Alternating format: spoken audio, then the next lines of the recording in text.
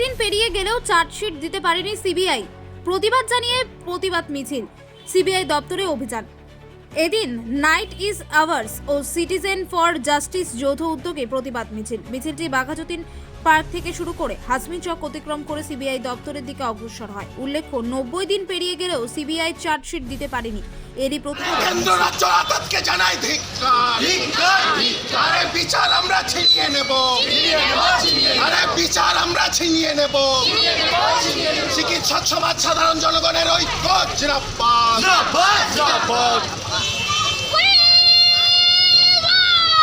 ঘোষ এবং তালাত থানা অভিজিৎ মন্ডল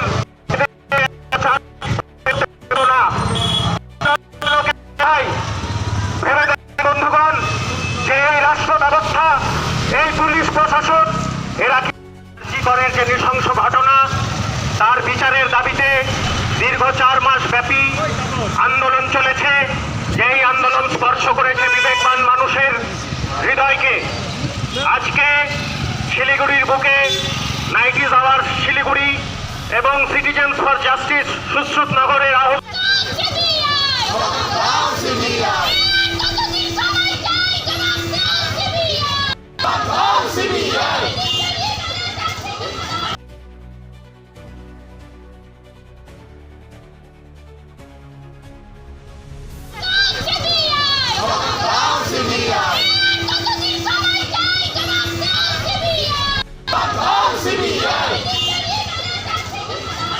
কেন্দ্র রাজ্য আদালতকে জানাই ধিক্কার।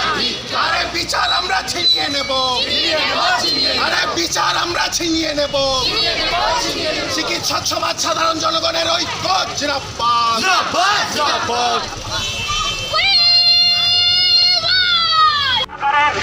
যে ঘনিষ্ঠ সন্দীপ ঘোষ জড়িত, সেখানে দেশের সর্বোচ্চ তদন্তকারী সংস্থা সিবিআই চার্জশিট দিতে পারলো না। ভেবে দেখুন, দিন এবং প্রশ্নের আমরা একটা কালো চার্ট পেপার 2-4 জন হাতে যে কয়জন পাই গিয়ে নেব এবং তাদেরকে দিয়ে আসবো যে আমরা নিরুত্তর, আমাদের কালো সমাজের প্রতীকী হিসাবে। এটাতে তারা একমাত্র সাদা, সবচেয়ে নির্ভেজাল পিওর ফর্ম দিয়ে লিখতে পারবেন, সাদাটাই চোখে পড়বে, সেটা দিয়ে লিখতে হবে। দিদি, এই অভিযানের ব্যাপারে কিছু, হ্যাঁ, এই অভিযানটার ব্যাপারে কিছু বলুন আপনারা। এই সিবিআই অফিস অভিযান চলছে আমাদের।